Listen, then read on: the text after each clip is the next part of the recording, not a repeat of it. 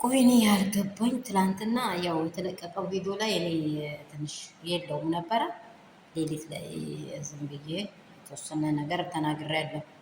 ግን እኔ አንድ ነገር ጥያቄ የሆነብኝ ነገር አብርሽ ሲጠራ ሩታና ሄርሜላ ለምንድን ነው የምትመጡት?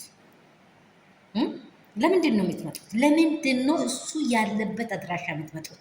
እሱ ያለበት ስፍራ የምትመጡት ለምንድን ነው? በቃ እናንተንማ አዋረደ፣ እናንተንማ ዝቅ አደረገ። በቃ በያዛት ሴት ላይ ትላንትም ያገኝ ከዚህም በፊትም 5 ዓመትም 6 ዓመትም ይኑር እቃ እቃ የሚጫወተውን ሴት አምጥቶ ዛሬ ትዳር መስርቶ በሚኖረው ሴት ላይ መቀለጃ መሆን ከፈለገ ለምን ትመጫለሽ ሩትዬ? ለምን እሱ ለምን አይንሽኝ ያያል?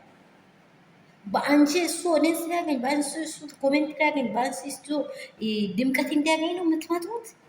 ማንም በእናንተ ላይ አፉን እንዲከፍት የምር ይሄን የፈቀዳችሁት ሰዓት ነው እኔ በጣም የተናደድኩት። በቀስት እርግፍ አድርጋችሁ የራሳችሁ እንትናችሁ ላይ ይሁኑ፣ የራሳችሁ ፔጃችሁ ላይ ነው እስቲ። ወይስ ይሄ ድራማ ነው የምር? እንዴ እኔ ትዳሬ ነው ብዬ ያስኩት ሰው እንደዚህ በእኔ ህይወት ላይ ከቀለደ እንዴ እሱ ጥላ ያለፈበት መንገድ ለምን አልፋለሁ? ምን ይሰራኛል? በምን ኬዝ? ከዚህ በፊት ሩታን በትክክለኛ ለልጇ ብላ ነው አንደኛ የሚያሳየው ፌዝ ያሳየው ፊት የፍቅር እንትን ይጫወተዋል። ለዛ ሩትዬ በቃ ይወዳታል ብለን ሁላችን ቀልባችን ጤለን ነበረ። አሁንማ እንቅጩን ካወቅሽ እሱ ፊት ቀርበሽ እቺ ፍቅር ተብዬዋ ምንንትሴ ተብዬዋ ለምን ተጠርተሽ ትቀርቢያለሽ? ለምን ተጠርተሽ ትቀርቢያለሽ?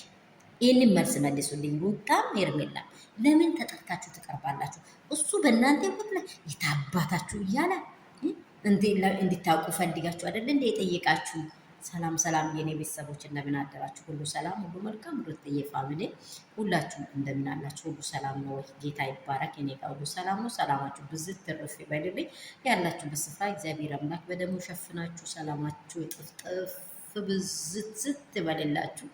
እናንተንም ቤተሰቦቻችሁንም ምድራችንን ህዝባችንን እግዚአብሔር ይጠብቅ።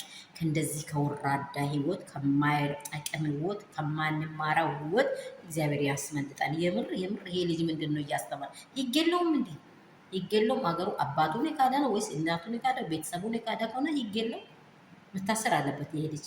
የምር በቃ እንዴት በሰው ህይወት ላይ እንደዚህ እንጨት አስገብቶ እያወጣ እኮ ነው እየሰደበ ያለው።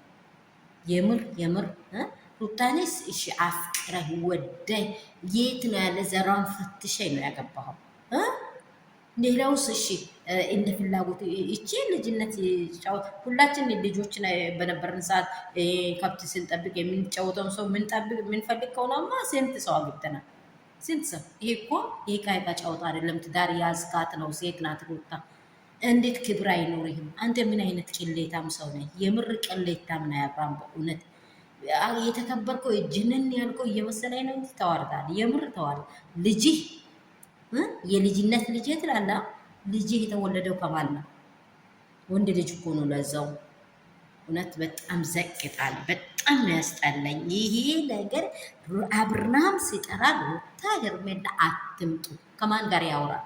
ብቻዋን ተገለገለ ምለምለ ብሎ ይዟት ወይንም እሷ ላይ ዘሎም ይውረድ። በቃ የምር